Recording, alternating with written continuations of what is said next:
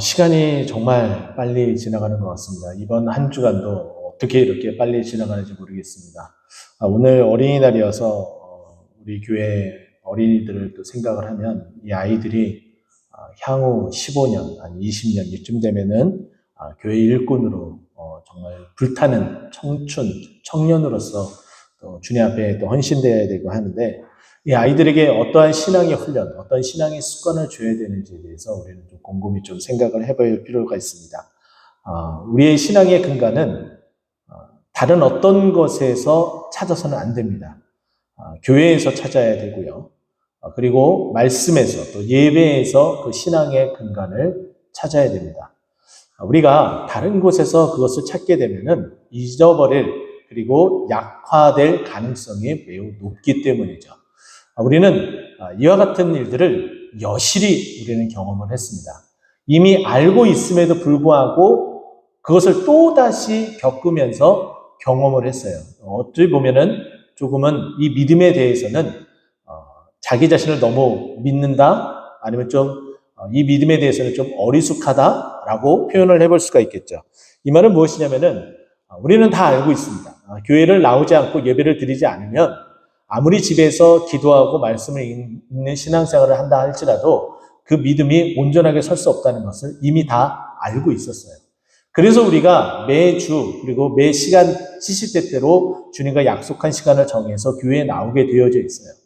그래서 우리는 나와서 하나님을 만나고 말씀을 듣고, 그래, 그 믿음으로 그 말씀을 믿음으로 수답하고, 그리고 기도하면서 이 믿음을 지켜나가게 해달라고, 말씀에 순종하게 해달라고 기도를 하죠. 그리고 또 노력을 하기 때문에 그 신앙의 근간이 그만큼 지켜지는 거예요. 자, 그런데 그렇지 않고 여러 가지 이유가 있어요. 교회 안에서 상처를 받을 수도 있고, 또 교회에 자기가 기대했었던 것만큼 미치지 못할 때가 있고, 아니면 또 세상에 정말 힘들고 어려운 일, 그것만 생각하면 머리가 지끈지끈 아프고, 정말 내가 잠시라도 아무것도 생각 안 하고 좀 벗어나고 싶은데 교회에 오게 되면 또 웃어야 되고, 또 아무런 문제가 없는 것처럼 보여야 되는, 그렇게 해야지 꼭 믿음 있는 것처럼 보여지고, 그러한 부담감들로 인하여서 교회에 나오지 못하게 되는 일들이 참으로 많아지게 되었습니다. 그렇게 하다 보니까 결국은 믿음이 점점 떨어진다는 것을 이미 경험을 다 했어요. 자, 그런데 정말 신기하게도 이 코로나 이 상황으로 인해서 여러 가지 우리에게 좋은 혜택도 많이 얻게 된 것도 많이 있습니다. 대표적인 것이 언제든지 우리는 영상을 통해서 예배드리고 찬양하고, 그리고 영상을 통해서 말씀을 들을 수 있는 그런 모습들을 우리는 알게 되었어요. 그래서 마음만 먹으면, 우리가 찾기만 하면 언제든지 좋은 말씀을 들을 수가 있죠. 그런데 여러분, 요즘 광고들 중에 제가 유심히 광고를 보면서 정말 놀랄 만큼 이 교회의 신앙관, 그리고 예배하고 딱 연결되어지는 한 가지 광고가 있어요. 제가 이제 야구를 좋아해서 야구 중계를 보다 보면, 야구 중계를 보는 사람은 야구를 좋아하는 사람이잖아요. 그러다 보니까는 이 야구 중계에 TV로 보지 않고 뭐 휴대폰으로 보게 되면은, 이 휴대폰으로 중계하는 그 중계 그 사이트를 통해서 이 광고를 얻게 돼요. 그 광고를 내보내게 되죠. 근데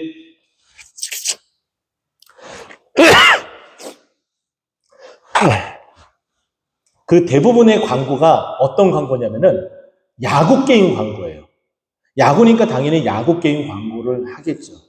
우리나라에 야구 게임이 꽤 많이 있습니다. 몇 가지만 꼽아드려도 한 3-4가지 이상이 돼요. 그 중에 하나의 광고에 저는 집중하게 되었습니다.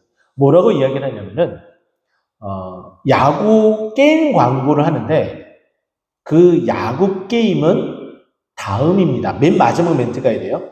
그 야구 게임은 다음입니다라는 표현을 써요.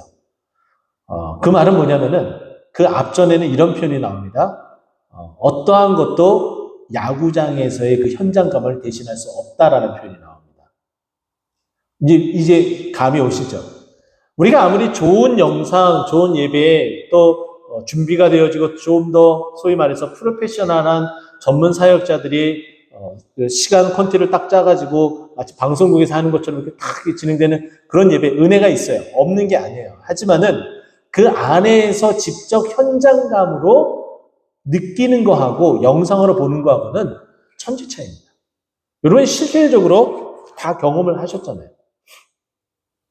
그래서 그 게임 광고도 이 프로야구가 흥해야지 야구 게임도 흥할 수 있으니까 그것 때문에 그런 그 카피를 사용을 한 거지만 우리 기독교 안에서 예배하고에 딱 맞닥뜨리는 것하고 연결시키면은 너무나 정확한 거예요. 예배는 현장에 와서 야구장에 가서 야구를 관람해야지 현장감을 직접 느낄 수 있는 것처럼 예배도 마찬가지로 현장에 나와서 예배를 드려야지 그 예배 안의 기쁨을 그 은혜를 직접적으로 체험할 수 있는 거예요. 그리고 나서 뭐라고 이야기를 해요? 이 컴퓨터, 이 야구 게임은 그 다음입니다. 영상으로 예배드리고 영상으로 말씀을 듣고 또 영상으로 하는 그 모든 것들도 뭐가 된다는 거예요? 그 다음에 나의 필요에 따라서 해야 된다는 거예요. 근데 주객이 전도돼서는 안 돼요. 근데 코로나 시국에 또 그와 같은 함으로 말미암아 점점 멀어지고 익숙해지고 편안해지니까 그것을 완전히 다 내려놓고 다 단절시키는 그런 우를 범하게 되었다는 거죠.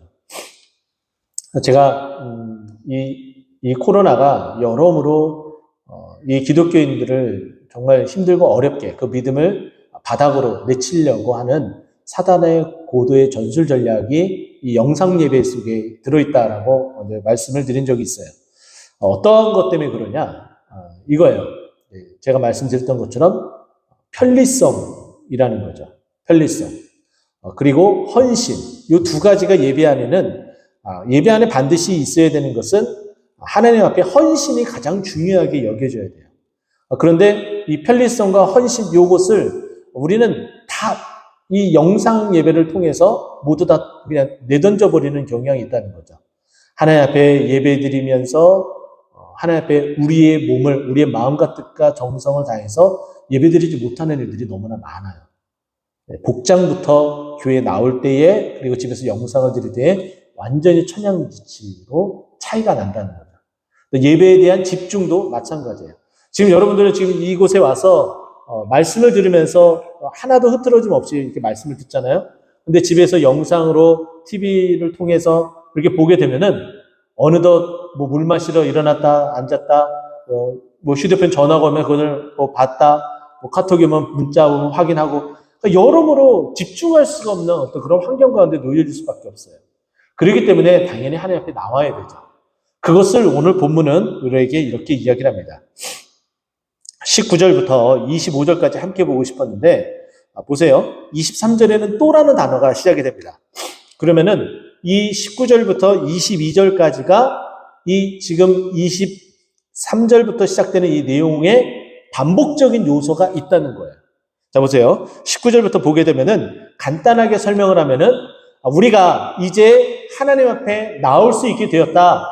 그분의 십자가의 피 흘리심으로 말미암아 우리가 성소에 들어갈 담력을 얻었다. 예수 그리스도의 그 거룩한 보혈의 피가 우리를 예배자로서 쓸 수 있게 하였다. 그래서 이제 거두절미하고 이제 하나님 앞에 나아가자. 멈춤 없이 나아가자. 우리 거리낌 없이 우리 정말 주님을 향해서 달려가자. 이렇게 얘기를 한 거예요.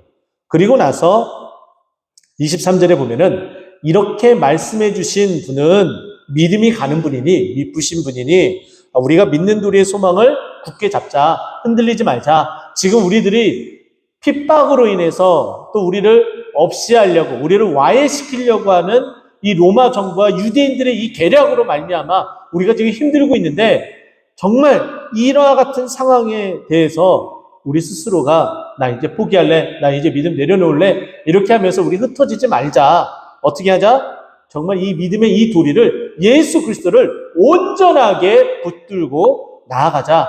왜냐하면 그분이 말씀하셨고 그분이 말씀하신 그 내용들은 그 언약들은 그 내용들은 믿음이 가기 때문이다. 이렇게 얘기를 하고 있어요. 결국은 19절에서 22절까지 내용도 하나님 앞에 나아오자라는 얘기고 23절의 말씀도 하나님 앞에 우리가 나아가자. 우리 멈춤 없이 나아가자. 굳게 잡고 나아가자. 이 얘기를 하고 있어요. 그러면서 그러기 위해서 필요한 요소들을 이제 24절과 25절에 우리에게 소개를 해줍니다. 24절 먼저 우리 함께 24절 먼저 다시 읽어보도록 하겠습니다. 같이 읽겠습니다. 시작. 아멘. 서로 돌아보라는 거예요.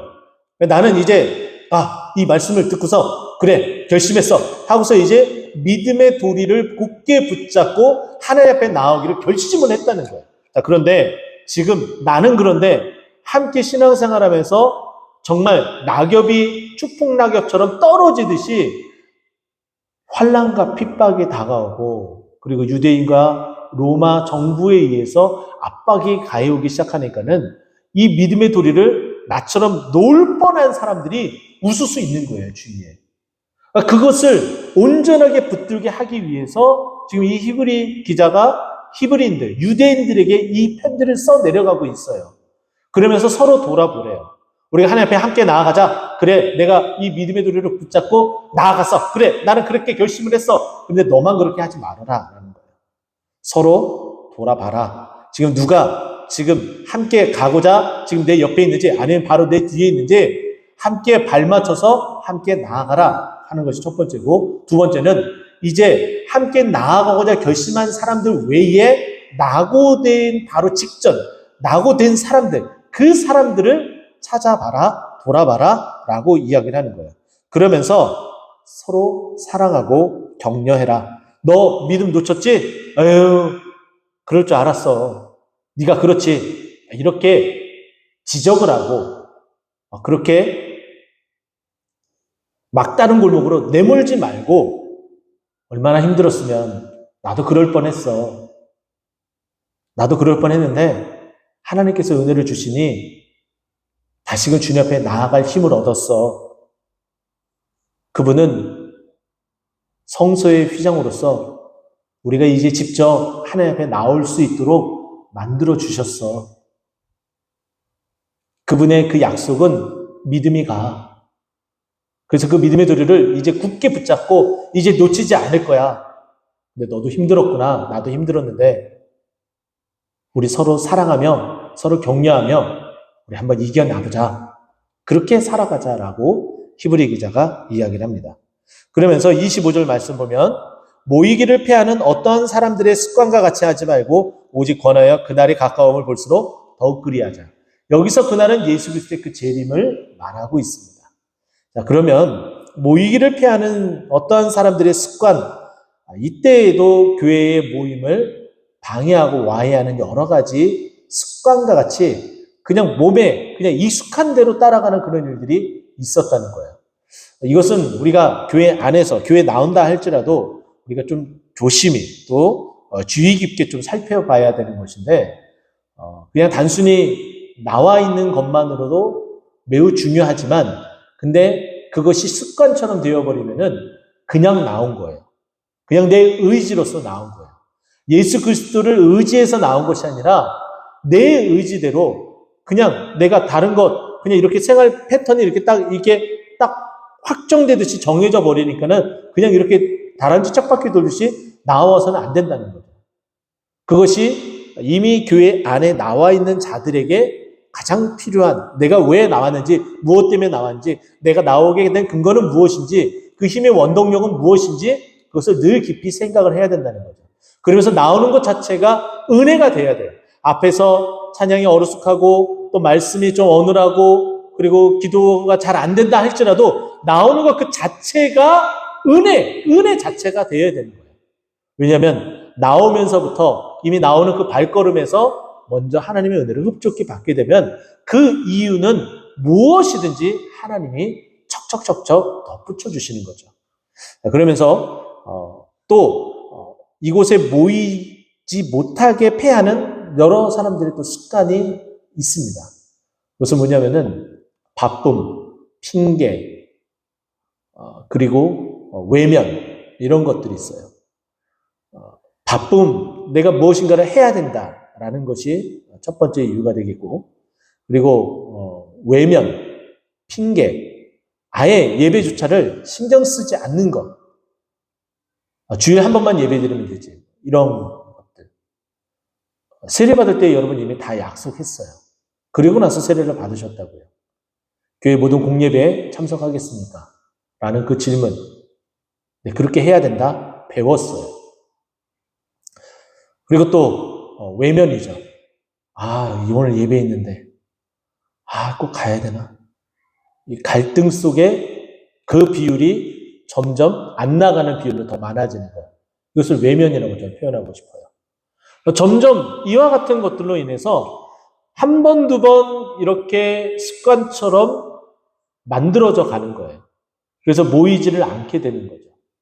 참 고무적인 것은 겨울이었기 때문에 그럴 수도 있지만은 한겨울에 새벽에 나오지 못하셨던 분들이 이제 5월, 이제 4월 말, 5월 이렇게 들어서 새벽을 깨우고 나오시는 분들이 이제 점점 많아지기 시작을 했습니다. 매우 고무적인 일이에요. 당연히 그렇게 해야 되는 일이죠. 이런 것처럼 우리가 정말 모이기를 패하는 어떤 사람들의 습관을 다 내려놓고 한 번 더 노력을 하고 도약을 해야 돼요. 그런 노력과 도약, 그리고 서로 격려하고 서로 앞에서 끌어주고 뒤에서 밀어주는 이와 같은 일들이 없으면은 교회는 저절로 모임이 부흥되지는 않아요. 그렇게 해야지만이 교회가 부흥되는 거예요. 앞에서 아무리 부흥의 메시지를 전하고 부흥을 위해서 기도하더라도 여러분들이 아무런 움직임도 없으면은 부흥은 저 멀리 오히려 그 부흥의 불씨가 꺼지게 되는 일을 우리 스스로가 자초하게 된다는 거죠. 그래서 우리는 좀 기억을 했으면 좋겠습니다. 오늘 본문 19절에서 25절까지 말씀은 한 가지 딱 주제를 이야기하고 있어요. 모이자, 하나님 앞에 나아가자. 이것을 얘기하고 있어요. 근데 그 모이고 하나님 앞에 나아가자. 누구를 의지해서? 예수 그리스도를 의지해서. 우리의 이전에 우리 몸에 체득된 안 좋은 습관, 그리고 공포, 그리고 핍박에 의한 두려움, 이 모든 것들을 다 내려놓고 우리를 주님 품으로 인도하시고 보호하시는 약속하신 신실하신 하나님만 바라보고 하나님 앞에 나아가자. 이게 오늘 말씀의 주요 골자입니다. 오늘 이 말씀을 꼭 붙들고 주일에 또 돌아오는 주일, 내일 모레죠. 한 가족 한 예배, 그동안 우리가 함께 예배드리지 못했던 우리 주의 믿음의 가족들에게 다시 한번 건면하고 함께 예배드리기를 이제 다시 시작하면 됩니다. 지금껏 물어보지 않을 거예요. 왜 안 나왔는지, 무엇 때문인지 안 물어봅니다. 그냥 지금부터 다시 한번 예배에 빠지지 않고 꼬박꼬박 나오기 시작을 하면 그게 부흥의 시발점이 됩니다. 그 믿음을 가지고 함께 믿음 가운데 행진하는 우리 모두가 되기를 간절히 축원드립니다. 기도하겠습니다.